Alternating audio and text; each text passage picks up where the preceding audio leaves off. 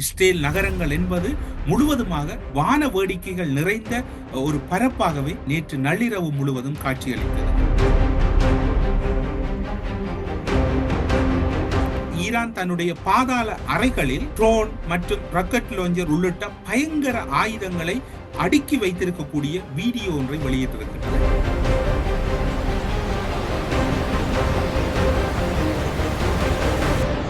இஸ்ரேலை அழித்து விடுமா ஈரான் என்கின்ற அச்சமும், ஈரானை அமெரிக்காவும் இஸ்ரேலும் அழித்து விடுமா என்கின்ற அச்சமும் எல்லோரிடம் இருக்கின்றது.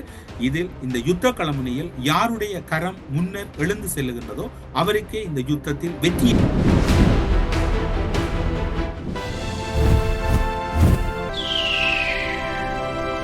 லங்காஸ்ரீயின் கழுகு பார்வை நிகழ்ச்சியில் உங்களை சந்திப்பதில் மகிழ்ச்சி. இன்று என்ன இடம்பெறுகின்றது, உலக அரசியலில் அல்லது சர்வதேச ரீதியாக என்ன விடயங்கள் முக்கியமாக இடம்பெறுகிறது என்பதை லங்காஸ்ரீயின் கழுகு பார்வை நிகழ்ச்சிகளூடாக உங்களிடம் கூறலாம் என்று நினைக்கின்றோம். குறிப்பாக நேற்று நள்ளிரவு முழுவதுமாக இஸ்ரேல் நகரங்கள் பலவற்றை ஈரானினுடைய அதிசக்தி வாய்ந்த செஜில் வகை ஏவுகணைகள் தாக்கி இருக்கின்றன. ஆனால் அந்த ஏவுகணைகளை எதிர்கொண்டு எதிர்த்தாக்குதலை நடத்தி இருப்பதாக இஸ்ரேல் தரப்பிலும் கூறப்படுகிறது. ஆனால் என்ன இடம்பெற்றது, எவை இடம்பெற்றிருக்கின்றன, எவை இடம்பெறப் போகின்றன என்பதை யாரும் முழுமையாக உத்தியோகபூர்வமாக கூறவில்லை. இருந்தாலும் கூட செஜில் ஏவுகணைகள் என்பது ஈரான் வைத்திருக்கும் மிகவும் மேம்பட்ட அதிசக்தி வாய்ந்த கனரக ஏவுகணையாக பார்க்கப்படுகிறது. இதனை தடுப்பது என்பது அசாத்தியமான ஒரு விடயமாகவே இராணுவ தரப்புகளால் கூறப்படுகிறது. ஒரே நேரத்தில் அதிகளவான ஏவுகணைகள் வந்தால் அதனை தடுப்பது என்பது அசாத்தியமாகவே இருக்கின்றது. இஸ்ரேல் நகரங்கள் என்பது முழுவதுமாக வான வேடிக்கைகள் நிறைந்த ஒரு பரப்பாகவே நேற்று நள்ளிரவு முழுவதும் காட்சியளித்தது. இந்த ஏவுகணைகளையே இஸ்ரேல் மீது ஈரான் அதிசக்தி வாய்ந்த ஏவுகணைகளாக கருதி இருக்கக்கூடிய சூழ்நிலையில் ஏவி இருக்கின்றமையும் இங்கு குறிப்பிடத்தக்கது. அது மட்டுமல்லாது சண்டையில் பலமான ஆயுதத்தை வெளியில் கொண்டு வர இது ஒரு முக்கியமான காலகட்டம். ஈரான் அடுத்ததாக என்ன ஆயுதத்தை அல்லது என்ன உத்தியை கையாளப் போகிறது என்று அனைவரும் எதிர்பார்த்து கொண்டிருந்த சூழ்நிலையில் ஈரானினுடைய இந்த தாக்குதல் வியூகம் மாற்றியமைக்கப்பட்டிருக்கிறது. செஜில் ஏவுகணை என்பது களத்துக்கு உட்புகுத்தப்பட்டிருக்கின்றது. அது மட்டுமல்லாது தன்னுடைய பலமான ஆயுதங்களில் ஒன்றான செஜில் ரக ஏவுகணைகளை ஈரான் பயன்படுத்த தொடங்கி இருப்பது ஒரு ஆபத்தான அறிகுறியாகவே எல்லோரும் பார்க்கின்றார்கள். நேற்று இரவு முழுவதும் இஸ்ரேலினுடைய வான்பரப்பு ஒட்டுமொத்தத்திலே ஒரு வான வேடிக்கைகள் நிறைந்த வான்பரப்பாகவே காட்சியளித்தது. அங்கிருக்கக்கூடிய அதிகளவான மக்கள் பதுங்கு குழிகளுக்குள்ளும் பாதுகாப்பான இடங்களுக்குள்ளும் அந்த நள்ளிரவு வேளையில் சென்று கொண்டிருந்ததை அவதானித்த சர்வதேச ஊடகங்கள் அவற்றை எதிர்கொண்டு தாக்கி அளித்ததாகவே கூறியிருந்தது.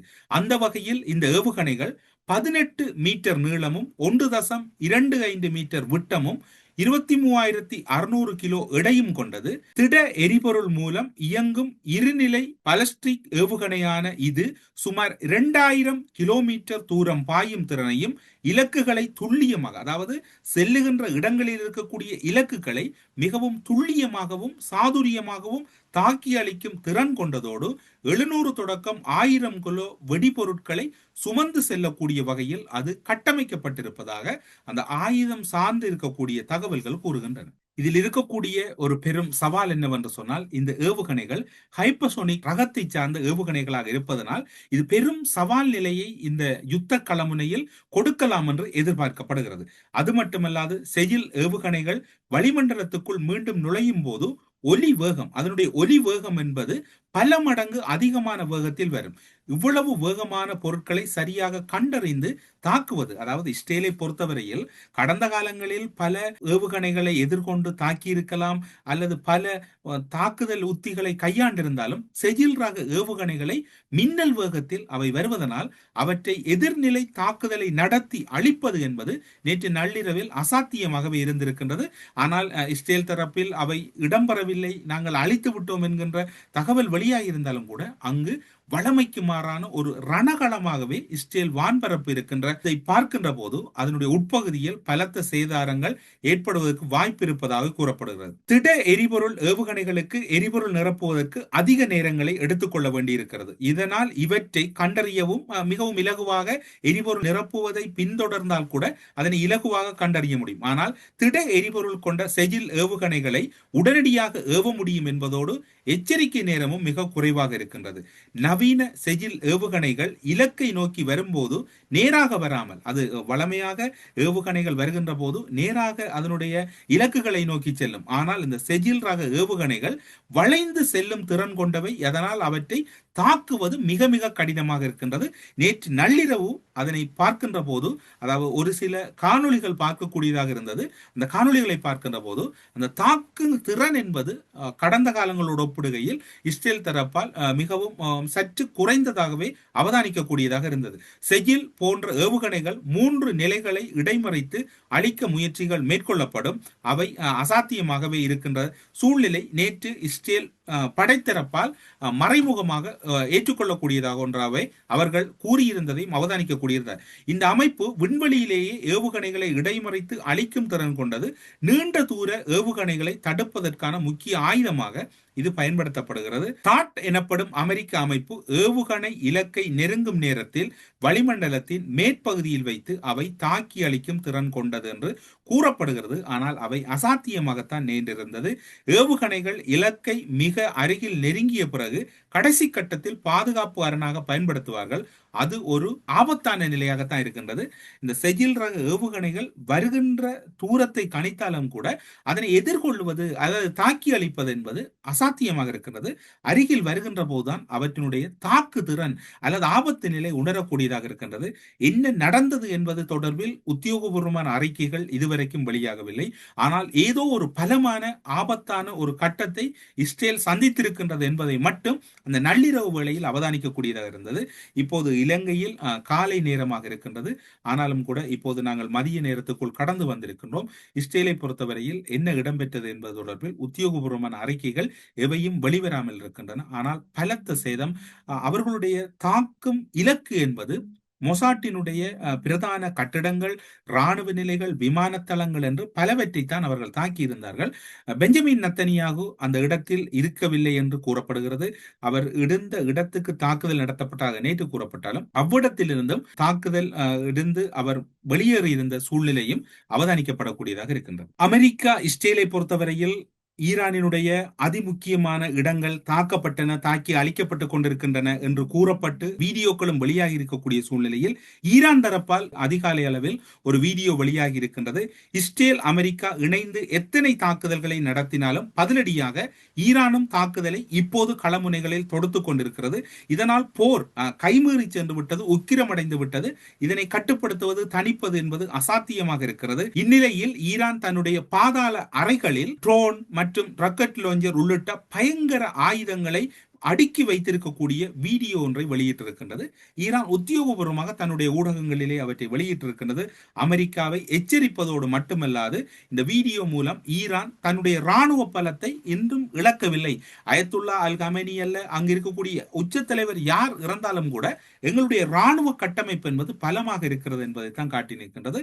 அவர்கள் அயத்துல்லா அல் கமேனி இறந்த பின்னரும் கூட அவர்களுடைய தாக்குதலினுடைய வீரியம் குறையாமல் இருக்கின்றது என்பது இங்கு சுட்டிக்காட்டத்தக்கது. இவ்வாறான தாக்குதல் இடம்பெற்றுக் கொண்டிருக்கக்கூடிய சூழ்நிலையில் ஒரு பேச்சு முயற்சிக்கான ஒரு சந்தர்ப்பத்தை நோக்கி டொனால்ட் ட்ரம்ப் அவர்கள் நகர்கிறார்.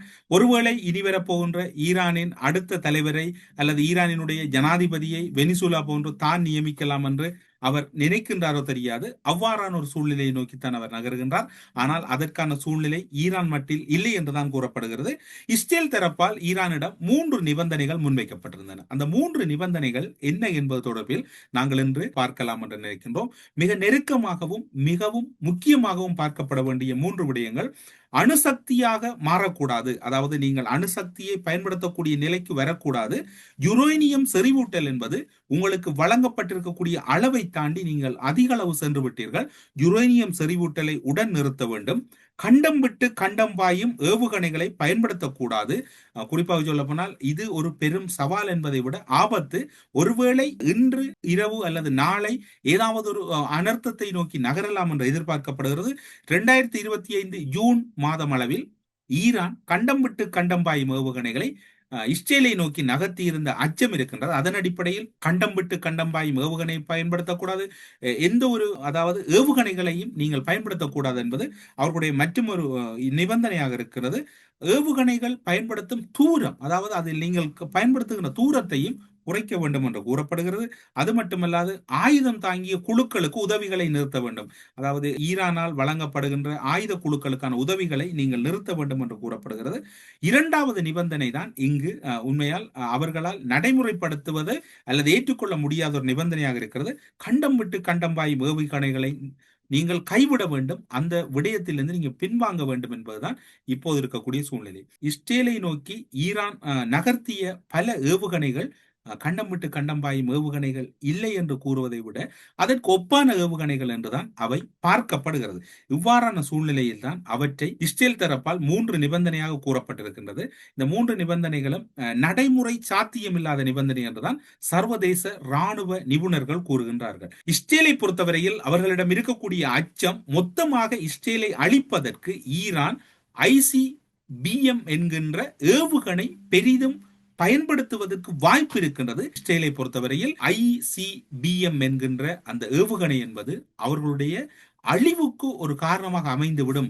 ஈரானை பொறுத்தவரையில் இழப்பதற்கு எதுவும் இல்லை, எங்களை அழைத்து விடுவார்களோ என்கின்ற அச்சம் இஸ்ரேலிடம் இருக்கின்றது. அதனுடைய தொடர்ச்சியாகத்தான் அவர்கள் நிபந்தனைகள் 3 விதித்தார்கள், நடைமுறை சாத்தியமற்ற நிபந்தனைகள். ட்ரம்பை பொறுத்தவரையில் ஈரானினுடைய நடவடிக்கைகள் குறைந்த பாடில்லை, நாளுக்கு நாள் அதிகரித்து செல்லுகிறது. ஒரு ஆபத்தை நோக்கி நகருவதை அவர் உள்ளுணர்வாக உணர்ந்திருப்பதனால் தன்னுடைய மருமகனை அந்த பேச்சு மேசைக்கு ஒரு முக்கியமான நபராக அவர் அங்கு நகர்த்தி இருக்கிறார். அவ்வாறு பார்க்கின்ற போது ட்ரம்புக்கும் ஒரு அச்சம் வந்துவிட்டது, அல்லது அவரும் ஒரு பதட்டத்தில் இருக்கிறார் என்றுதான் இப்போது எண்ண தோன்றுகின்றது. ஒட்டுமொத்தத்தில் இந்த யுத்தத்தை வெனிசுலாவோடு ஒப்பிட முடியாது, அல்லது உக்ரைன் ரஷ்யாவோடு ஒப்பிட முடியாது. இது ஒரு அடுத்த கட்டத்தை கடந்து சென்று விட்டது என்றுதான் இங்கு கூறக்கூடியதாக இருக்கின்றது. டொனால்ட் ட்ரம்பை பொறுத்தவரையில் அவருடைய எச்சரிக்கைகளும் தீர்ந்தபாடில்லை. அவர் குறிப்பாக சொல்லி இருக்கின்றார், பெரிய அலை இன்னும் வரவில்லை, இப்போதுதான் ஆரம்பித்திருக்கின்றது. ஈரான் மீது தற்போது நடத்தப்படும் தாக்குதலில் ஆரம்ப புள்ளியாகத்தான் இருக்கிறது, இனிமேல் தான் பெரிய ஆபத்துக்கள் வரப்போகின்றன. இந்த ராணுவ நடவடிக்கைகள் சுமார் 4 முதல் 5 வாரங்கள் வரை நீடிக்கலாம் என்று அவர் கணித்திருக்கின்றார். இருப்பினும் தேவைப்பட்டால் அதை நீண்ட காலத்துக்கு எடுத்துச் செல்வதற்கும் தான் தயாராக இருப்பதாகவும், ஈரானின் ஏவுகணை திறன், கடற்படை மற்றும் ஆயுத திட்டங்களை முற்றிலும் அழிப்பதே இந்த தாக்குதலின் முக்கிய நோக்கம் என்றும் கூறியவர், அது நிறைவேறும் வரை இவை நிறுத்தப்படாது என்று கூறியிருக்கின்றார்கள். 40 நாட்கள் துக்க தினத்தை அனுஷ்டித்துக் கொண்டிருக்கின்றார்கள். ஈரானுடைய அரசு அந்த 40 நாட்களில் அவர்கள் சிவப்பு கொடி ஏற்றி இருக்கின்றார்கள். அந்த காலப்பகுதியில் அவர்களும் எதிர்ப்பலி தாக்குதலை நடத்துவோம் என்கின்றார்கள். ஒட்டுமொத்தத்தில் 4-5 வாரங்களை கடந்தும் இந்த யுத்தத்தை முன்கொண்டு செல்வேன் என்று டொனால்ட் ட்ரம்ப் கூறுகின்றார். சமாதானம் பேசுவதற்கு யாரும் இல்லாத சூழ்நிலையில் இது ஒரு பெரும் அழிவில் முடிய போகின்றது, அல்லது ஒரு பெரும் விலையை இந்த உலகத்தில் எங்கோ ஒரு பக்கத்தில் யாரோ கொடுக்க போகின்றார்கள்.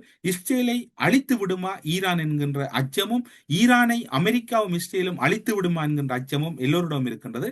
இதில் இந்த யுத்த களமுனையில் யாருடைய கரம் முன்னர் எழுந்து செல்லுகின்றதோ அவருக்கே இந்த யுத்தத்தில் வெற்றி என்பதுதான் எல்லோருடைய பார்வையிலும் இருக்கின்றது.